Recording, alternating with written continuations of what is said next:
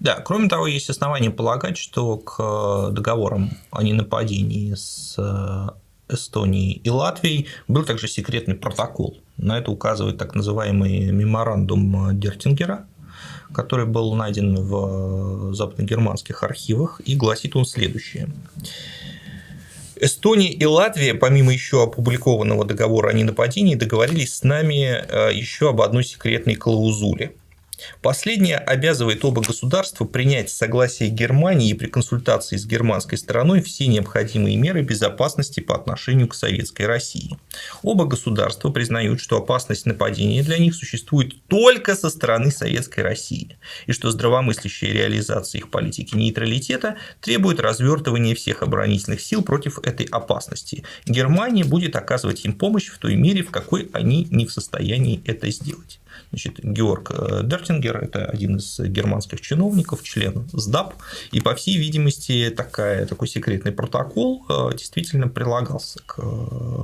Ну, то есть, нетрудно понять, что своих войск у них просто нет. Начнем отсюда. Количество войск не позволяет сдерживать агрессию Советского Союза, планируемую, и, соответственно, эти страны надо наводнить немецкими войсками, которые их защитят.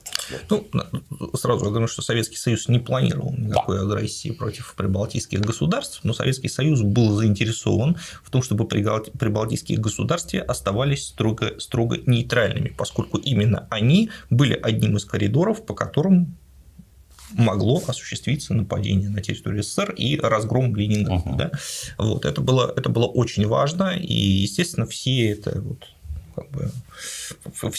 видели, все видели это направление. Кроме того, в этот момент начинаются интенсивные контакты Германии с Финляндией. Финляндия, конечно, со времен 1918 года откровенно лавировала.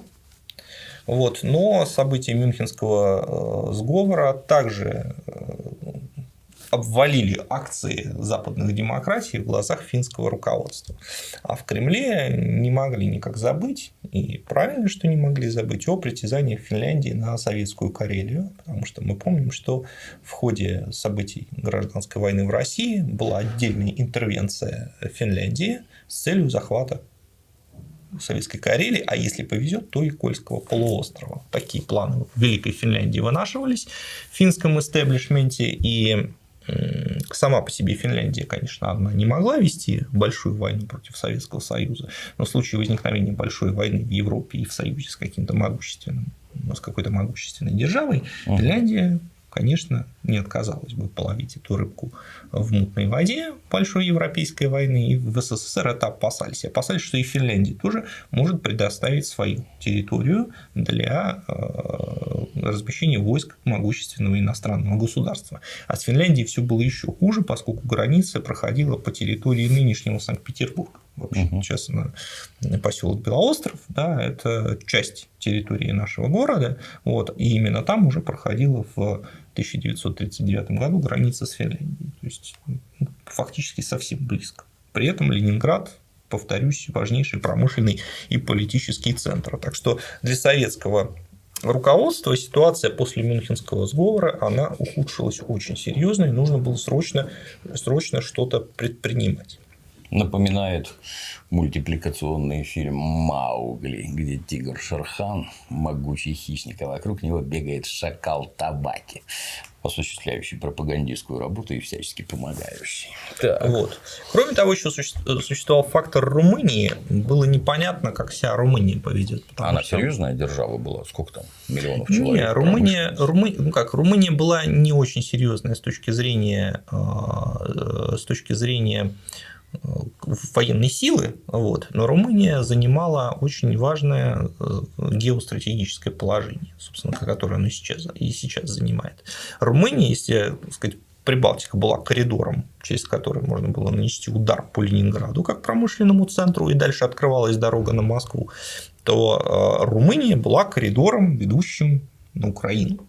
И Украина – это житница Советского Союза, это место сосредоточения наиболее плодородных земель Украины и юг России. Вот. И, собственно, в Советском Союзе прекрасно знали, что одна из давних один из давних планов Гитлера – это захват жизненного пространства с плодородными землями, то есть именно Украина, потому что Германия страдала от недостатка хлеба всегда, и для Германии было очень важно создать нечто вроде авторкии, то есть сформировать такую территорию, которая бы, пользуясь ресурсами которой, немцы в принципе ни в чем бы не нуждались в плане пропитания. Главное, чтобы голода не было в Германии.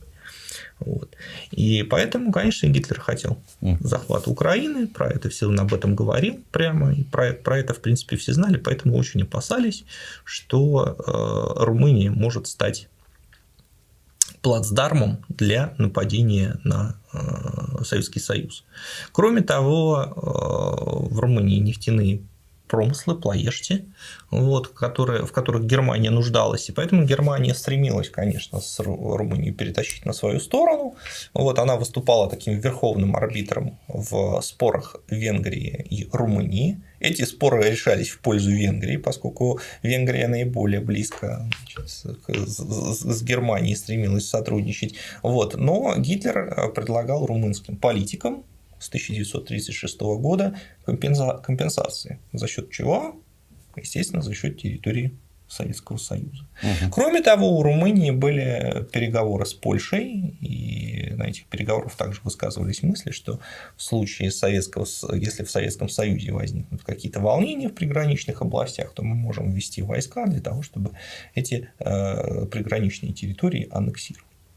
И, в общем, Румыния тоже находилась в таком достаточно двусмысленном положении, и было непонятно, так сказать, на чью сторону в итоге она встанет. И, наконец, Польша. Пограничная с Россией держава, с Советским Союзом. С Польшей тоже все было очень сложно, поскольку Польша также в течение длительного срока рассматривалась как вероятный противник. Собственно, и Польша рассматривала Советский Союз вероятный противник со времен Советско-Польской войны 20-21 года. Между странами существовал устойчивый антагонизм. И когда Риббентроп в январе 1939 года прибыл на встречу с Юзефом Беком, то польским дипломатам и политикам, то у них состоялся разговор о неких планах, по поводу неких планов насчет Советского Союза. И Риббентроп задал вопрос, что Бек думает о Советской Украине. На это Бек ответил, он рассказывает: я спросил Бека, не отказались ли они от честолюбивых устремлений маршала Пилсудского в этом направлении, то есть от претензий на Украину. На это он, улыбаясь, ответил мне, что они уже были в самом Киеве и что эти устремления, несомненно, живы еще и сегодня. Понятно, что и у поляков, и у немцев существовали ярко выраженные претензии к Советскому Союзу, и СССР рассматривал возможность создания немецко-польского антисоветского союза. То есть после Мюнхенского сговора сложилась такая ситуация, при которой при самом неблагоприятном развитии событий все восточноевропейские державы могли бы выступить единым фронтом против СССР. Или придерживаться дружеского нейтралитета по отношению к противникам СССР. И главная задача заключалась в том, чтобы сыграть на противоречиях, действительно существовавших между этими державами, и Советский Союз как-то обезопасить. В данном случае какие противоречия? Например, между немцами и поляками противоречия существовали очень серьезные, потому что, во-первых, это был вопрос о Данциге. Я напомню, что прям сразу же в марте были предъявлены претензии к Польше по поводу Данцига и по поводу строительства экстерриториального шоссе. И Польша, в отличие от Литвы, отказалась эти претензии Германии удовлетворять.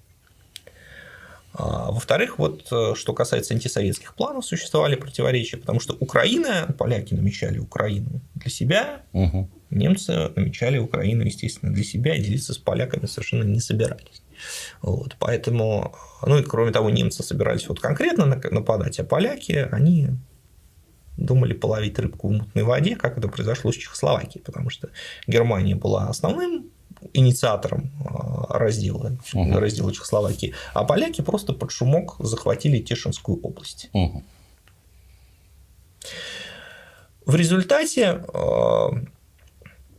Да, ну, в общем, вот это противоречие между Польшей и Германией, а были еще главные противоречия, опять же, между Англией, Францией и Германией, потому что Франция очень опасалась, что, накачав свои мускулы, Германия, так сказать, бросится брать реванш за поражение в Первой мировой войне против Франции. Англия же придерживалась той точки зрения, что с Германией еще можно договориться, Чемберлен был до конца уверен, надо просто, значит, правильно разговаривать, убеждать немцев, что они должны отказаться. Они должны отказаться от агрессии. Но в Англии была очень серьезная оппозиция, представленная Дэвидом Ллойд Джорджем, а особенно Уинстоном Черчиллем.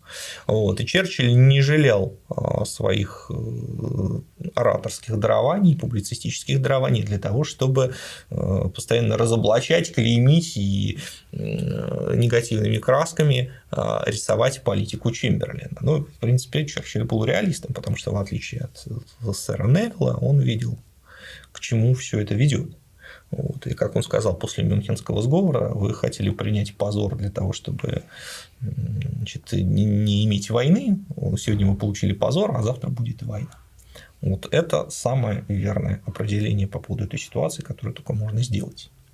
Вот. И общественное мнение было, конечно, взбудоражено событиями, потому что выяснилось, что Чемберлен всех обманул, Чемберлен провалился. И Англия этим... Ну, что это такое? Англия в 1914 году вступила в Первую мировую войну, потому что Германия нарушила нейтралитет Бельгии, а Англия давала этой стране гарантии. Вот. А сейчас Англия отказывается от своих гарантий, просто вот разводя руками. То есть она гарантировала безопасность Чехословакии один раз, потом второй раз, ничего не происходит. Вот. Она гарантировала, кстати, территориальную целостность, принадлежность, точнее, Мемельского края Литве. Англия подписывала документ о том, что Мемель – это часть Литвы. Но Англия ни слова не сказала, когда Германия предъявила Литве ультиматум. И поэтому общественное мнение в Англии взбудоражено. Все говорят о том, что Чемберлен, ну, в общем, слабый правитель, все провалил, где же могущество нашей Англии. Англию никто не слушает, Англия унижена страшно. Вот. Нужно что-то делать. Вот. И под давлением общественного мнения Чемберлен 31 марта 1939 года гарантирует независимость Польши. Правда, именно независимость, а не территориальную целостность, не гарантирует границы. Вот, то есть сохранение Польши независимости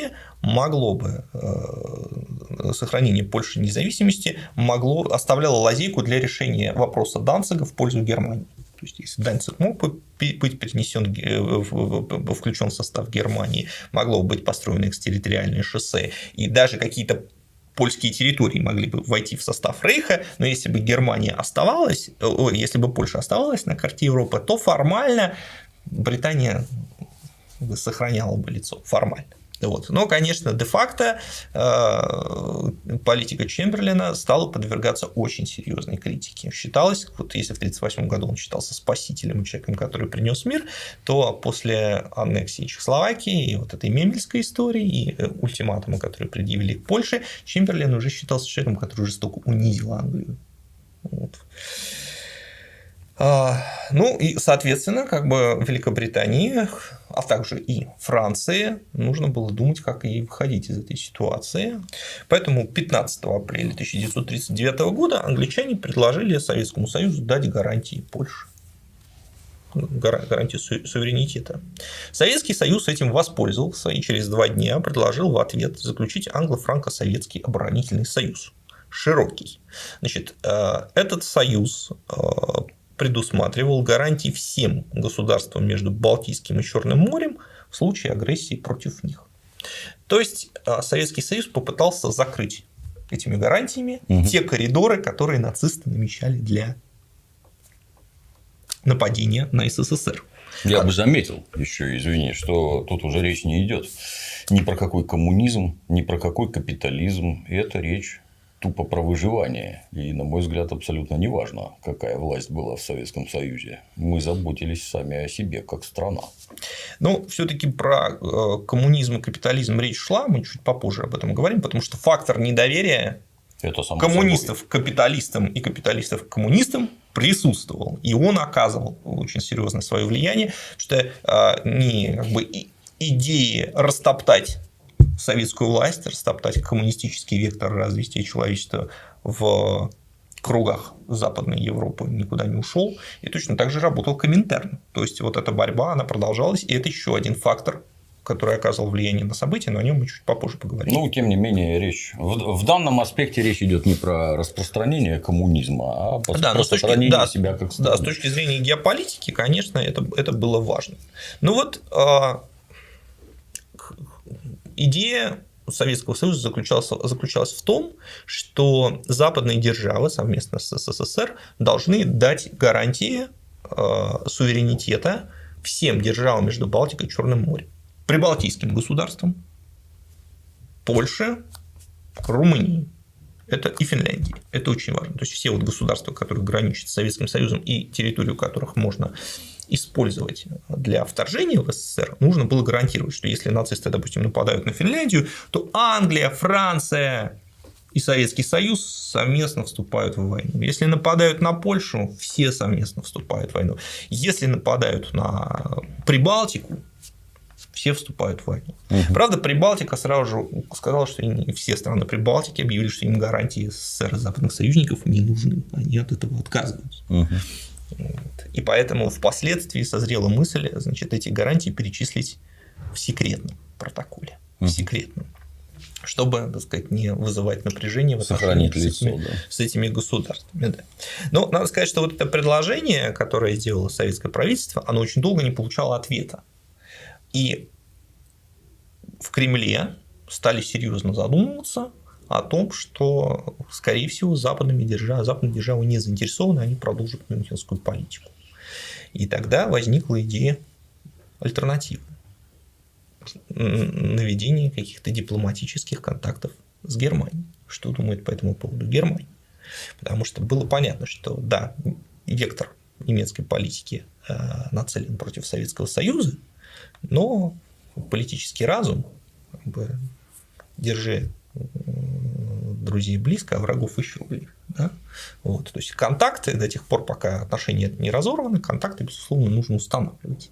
И поскольку Англия явно не хочет договариваться и хочет остаться любой ценой вне войны, то есть было понятно, что если Англия ценой Чехословакии осталась вне войны, то что ценой Советского Союза оно очень плевать, да, абсолютно. Вот, то есть, в Кремль в дураках ходить не хотел. Поэтому было решено попробовать еще с Германией пообщаться. Но 27 мая союзники дали ответ на советское предложение, и контакты с Германией были немедленно свернуты. Правда, значит, эти переговоры они состоялись в Москве, начались в Москве, но, правда, сразу же возникла проблема, кстати, об этом Черчилль пишет в своем произведении «Вторая мировая война», потому что Москва ожидала прибытия, конечно, не Чемберлена и Даладье, но хотя бы министров иностранных дел.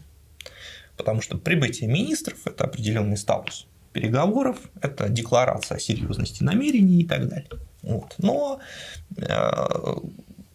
не поехали министры иностранных дел в Москву, а прибыл только, в общем-то, второстепенный чиновник британского МИДа Уильям Стрэнг, который выглядел как глава делегации, и он вел переговоры вместе с британским послом Ситцем. И это, конечно, произвело неблагоприятное впечатление на Советский Союз, потому что с нашей стороны переговоры вел Молотов. А Молотов к этому моменту уже стал наркомом иностранных дел, он сменил Максима Литвинова. И он был председателем правительства. То есть это был одновременно и руководитель фактически страны, руководитель правительства, да, и главный дипломат Советского Союза. И тут ему присылают второстепенных переговорщиков. Конечно, это было очень странно. Вот, и не создавало атмосферу доверия на этих переговорах. Как говорится, людей надо в уровень присылать. Да, да. И это все выглядело еще вдвойне плохо, потому что мы помним, что в Мюнхен-то летал сам Чемберлен договариваться. Да? Вот, то есть статус общения с Советским Союзом был совсем другим. Вот. Почему так? Потому что с самого начала Англия планировала не заключать детального договора с Советским Союзом, ограничиться какой-то общей декларацией или просто затягивать переговоры для того, чтобы самим фактом их ведения оказать давление на Берлин. На этих политических переговорах было достаточно много разногласий, однако они, в принципе, постепенно преодолевались. То есть, вот было найдено решение по поводу гарантий, по поводу, точнее, перечисления стран, которым давались гарантии. Сюда добавились также страны Западной Европы, в первую очередь Бельгия, которым давал гарантию уже Советский Союз. То есть, если нацисты вторгнутся в Бельгию, то Советский Союз точно так же готов выступить на стороне западных держав. Значит, он гарантирует нейтралитет Бельгии. Да? Вот их было решено перечислить в секретном протоколе. Дальше шли переговоры по поводу сепаратного мира. То есть Советский Союз настаивал на том, чтобы все обязались сразу же не заключать сепаратного мира. Англичане долго от этого, на это не соглашались, отлынивали от этого, но в итоге согласились. Вот. Ну и, наконец, единственный камень преткновения, который не позволил политическую конвенцию в итоге подписать, это определение косвенной агрессии. То есть Советский Союз настаивал на том, что союз вступает между державами, военный, вступает в силу не только когда агрессия осуществляется официально, то есть Германия, допустим, нападает на страны Прибалтики, а когда она еще осуществляется косвенным образом, когда государства предоставляют свою территорию для размещения военных сил агрессора. Советский Союз предложил, он несколько менял, это правда, несколько раз меняли, шлифовали формулировку, но вот 9 июня Советский Союз предложил такую формулировку. Значит, косвенная агрессия – это действие, на которое какое-либо из указанных выше государств, то есть вот приграничных государств, перечисленных в секретном протоколе, соглашается под угрозой силы со стороны другой державы или без такой угрозы, и которая влечет за собой использование территории и сил данного государства для агрессии против него или против одной из договаривающихся сторон, следовательно, влечет за собой утрату этим государством независимости или нарушение нейтралитета. Значит, с чем были не согласны западные демократии? Они были не согласны с положением без такой угрозы. То есть, если государство добровольно предлагает нацистам разместить у себя на территории войска, то да, это все в порядке. Но это, конечно, Молотова не устраивало. И не устраивало его вот почему. Он указывал, ну вот смотрите, что произошло с Чехословакией. Вот в Чехословакию уже формально никто не вторгался. Эмиль Гаха приехал в Берлин, поговорил там с нацистами и дал свое согласие, чтобы нацисты сделали Чехословакию своим протекторатом. Формально, как бы, ну, поди докажи еще, да, что там была, то есть она была, мы это знаем, но нужно еще доказать, что здесь была угроза. А возможно, и, конечно, это было в голове у Молотова и у Сталина, добровольное приглашение нацистов. Почему нельзя представить ситуацию, при которой нацистов приглашают на свою территорию добровольно, дабы укрепить с ними союз? Со стороны, скажем, прибалтийских элит такое приглашение было вполне возможным. Поэтому, естественно, что Советский Союз хотел застраховать себя от подобного, от предоставления, как Сталин говорил, от предоставления границы в кредит. Угу. Вот. Кроме того, подозревали и возможный нацистско-польский союз против СССР, когда уже поляки становятся союзниками немцев, приглашают их к себе, вот, и они действуют совместно. Поэтому СССР настаивал на такой формулировке. Франция и Англия эту формулировку не согласовала до самого конца. Однако здесь надо учитывать вот что. Обычно считается, что это послужило причиной срыва переговоров. На самом деле это не так. Поскольку остальные пункты были согласованы, то на повестку дня встали переговоры непосредственно военные. То есть всем было понятно, что без решения, без создания конкретных военных планов, как мы вообще все это будем делать, соглашение невозможно. И поэтому, если раньше предполагалось, что сначала будет политическая конвенция подписана, а потом военная, то теперь все стороны согласились с тем, что и политическую, и военную конвенцию можно будет подписать одновременно. И Молотов выразил уверенность, что определение косвенной агрессии найдется, важнее определить форму и масштабы военного соглашения, поэтому военные переговоры должны немедленно начаться.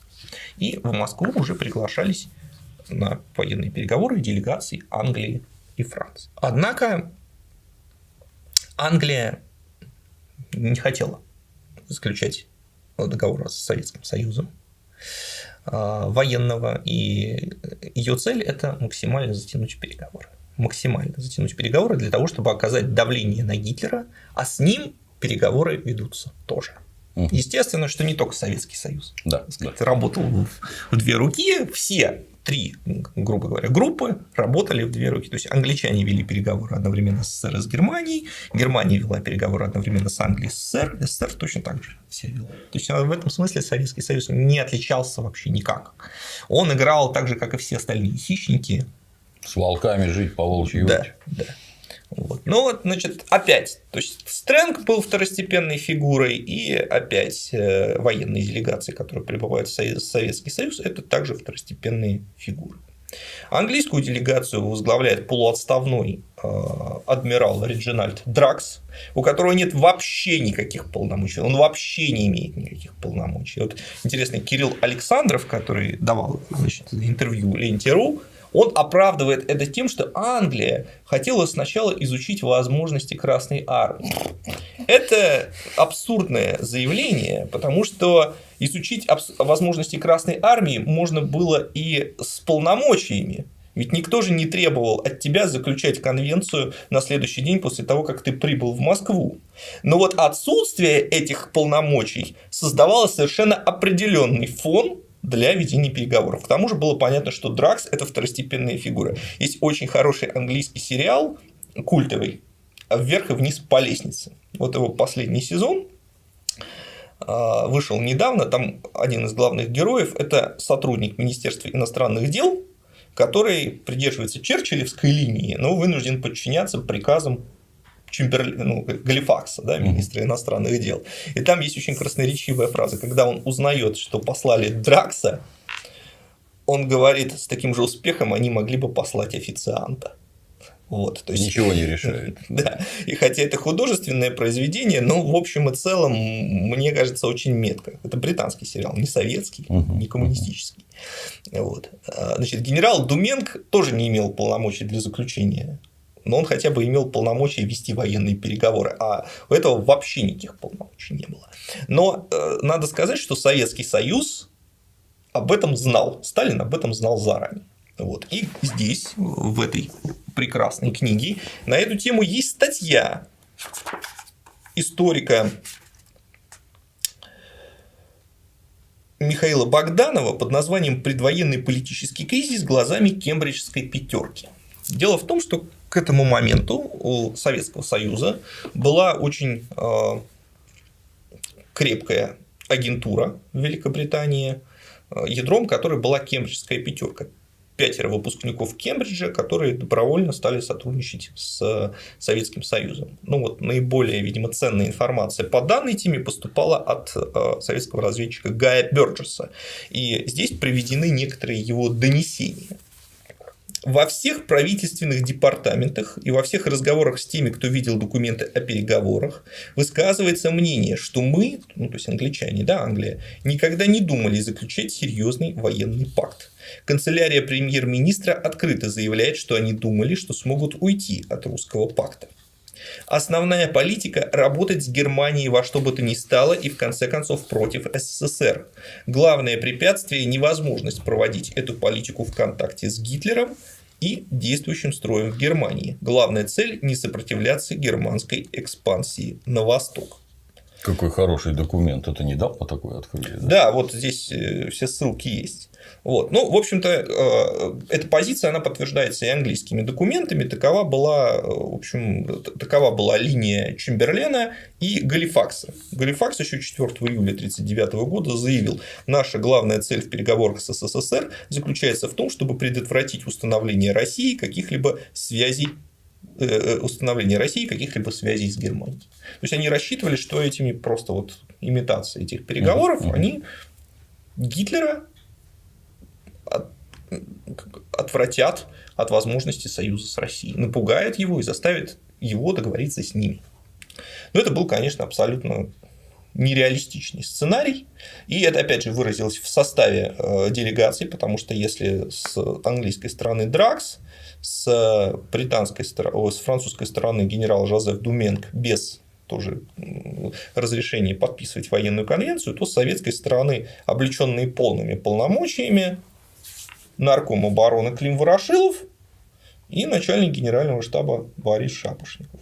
То есть, вот и еще нарком военно-морского флота Кузнецов. С детальным планом, просто с детальным планом возможности ведения военных действий, который представлял разительную разницу с расплывчатыми планами союзников. Значит, теперь я хотел бы отдельно обговорить один документ, по поводу которого есть множество спекуляций в сети, ну, в принципе, и в околоисторической публицистике. Это инструкция, которую Иосиф Сталин дал Климу Ворошилову 7 августа накануне начала военных переговоров. Значит, эта инструкция часто трактуется в том смысле, что Сталин тоже затевал переговоры с целью дезинформации англичан и таким образом давил на Гитлера. Значит, я эту инструкцию зачитаю, а затем поясню.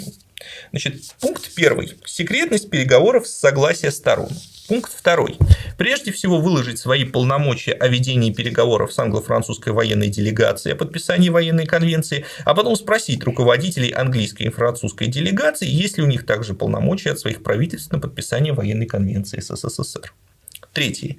Если не окажется у них полномочий на подписание конвенции, выразить удивление, развести руками и почтительно спросить, для каких целей направил их правительство в СССР. 4. Если они ответят, что они направлены для переговоров и для подготовки дела подписания военной конвенции, то спросить у них, есть ли у них какой-нибудь план обороны будущих союзников, то есть Франции, Англии, СССР, против агрессии со стороны блока агрессоров в Европе. Если у них не окажется конкретного плана обороны против агрессии в тех или иных вариантах, то спросить их, на базе каких вопросов, какого плана обороны думают англичане и французы вести переговоры с военной делегацией СССР. Пункт 6. Если французы и англичане все же будут настаивать на переговорах, то переговоры свести к дискуссии по отдельным принципиальным вопросам, главным образом о пропуске наших войск через Виленский коридор и Галицию, а также через Румынию. Пункт 7.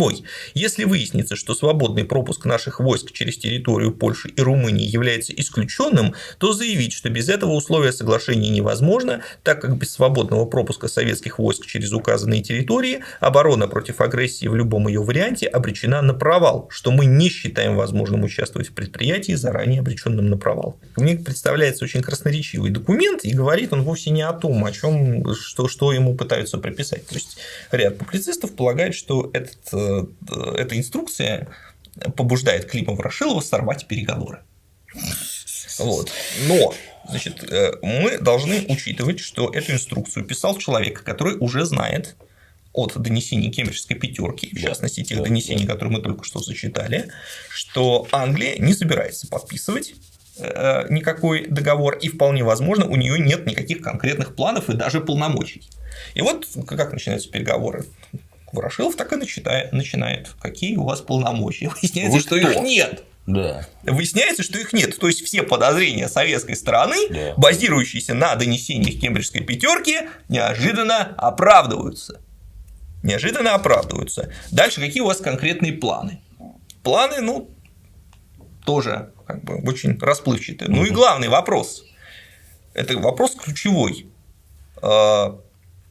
Можем ли мы, советская Красная Армия, вступить в соприкосновение с противником, поскольку нападать-то будут пока не на нас, нападать-то будут на Польшу. Мы сейчас обсуждаем вопрос защиты Польши. Если на Польшу нападают, значит, нам как-то надо вступить в соприкосновение с противником. И впоследствии, когда Сталин будет обосновывать, почему переговоры удались, он достаточно хитро укажет, например, Первой мировой войны, когда, значит, высадиться американские войска должны были высадиться в Европе, чтобы вступить в бой с немцами. То же самое. Мы же должны где-то начать войну, если Германия нападет на Польшу. Вот. Поэтому они задают вопрос: будет ли у нас возможность пройти по узким коридорам, это, как указано в документе, Галиция и Виленский коридор, для того, чтобы прийти в соприкосновение с противником. На это западные делегации разводят руками и говорят, что, наверное, Польша об этом попросит. Ворошилов отвечает, что может и не попросит. То есть, о чем мы с вами договариваемся? А если не попросит? Если не попросит, да, мы что будем делать? Что произойдет? Вот. И англичане эту ситуацию саботируют, но у французов другая ситуация, потому что англичане на острове находятся, а французы на континенте. Вот. И в конечном итоге, если Польшу разобьют, то становится понятно, что Германия, спокойно обезопасив Восточный фронт, обрушивается на Францию. Вот. И поэтому французам, конечно, хочется. Генерал Думенко, это все-таки здравомыслящий солдат, он понимает, что договориться было бы неплохо. Он сообщает об этом в Париж, и Париж начинает давить на Варшаву, чтобы Варшава согласилась таки на проход советских войск через эти коридоры. А коридоры, кстати, непростые, потому что Виленский коридор должен прикрывать Прибалтику. То есть, чтобы, если немцы вторгнутся в Прибалтику, то советские войска им перережут путь. А Галиция, соответственно, прикрывает возможность вторжения в Украину, на Украину советскую. Вот. И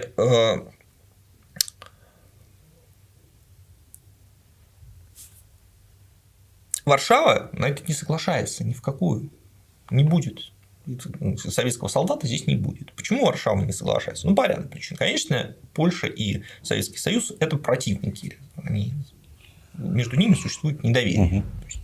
Поляки считают, что коммунисты хотят Польшу советизировать со времен Советско-Польской войны. А в Кремле тоже считают, что Польша хочет захватить советские территории, как это было во время Советско-Польской войны. И дальше. Есть еще ряд проблем. Например, если советские войска пойдут, по факту они пойдут по территории Литвы исторической и по территории исторической Украины. В советских войсках будут в том числе и украинцы. Вполне возможно, что от них будет исходить пропаганда. И пропаганда это не обязательно будет неэффективной. Потому что какой-нибудь украинец из СССР может рассказать украинцу из Польши, что его там никто не угнетается, и для украинца любой путь открыт. И никаких проблем с его социализацией в советском обществе нету. Естественно, что в составе этих войск будут и политруки, которые наверняка что-то такое будут рассказывать, и коммунисты, которые будут что-то такое рассказывать. И поэтому, то есть, Советский Союз, как бы его сейчас не рисовали черными красками, отнюдь не казался империей зла очень многим людям по ту сторону кордона. Особенно находящимся в положении парий в полуфашистских государствах. И поэтому Польша не без оснований, конечно, опасалась этнических бунтов в результате прохода частей Красной Армии. И третий момент, который, наверное, перевешивал первые два. Польша до самого последнего момента была уверена, что Германия не нападет. А если и нападет, то это будет для Германии самоубийство. Абсолютно. И один из польских дипломатов, когда на него французы начали давить, сказал, что никаких проблем не будет. Это не немцы ворвутся в Польшу, это и поляки в первые дни войны ворвутся вглубь Германии. Такие настроения были. Но эти настроения базировались на гарантиях Англии и Франции. То есть была надежда, что как только немцы ударят по Польше, в первые же дни войны Великобритания шквальными бомбардировками разбомбит всю Германию, а верные союзническому долгу французские войска прорвут линию Зигфрида, и все. Немцам кранты. Будет полное поражение. В этом были уверены поляки. Поэтому Советский Союз не нужен. Чего вы с ним вообще разговариваете? Это вообще не пригодится. Это абсолютно Битая карта. К тому же поляки были уверены, что советская армия очень-очень слабая. Очень слабая, она может обороняться еще худо-бедно, но наступать у нее, в общем, не получится. Поэтому переговоры в Москве откровенно буксуют.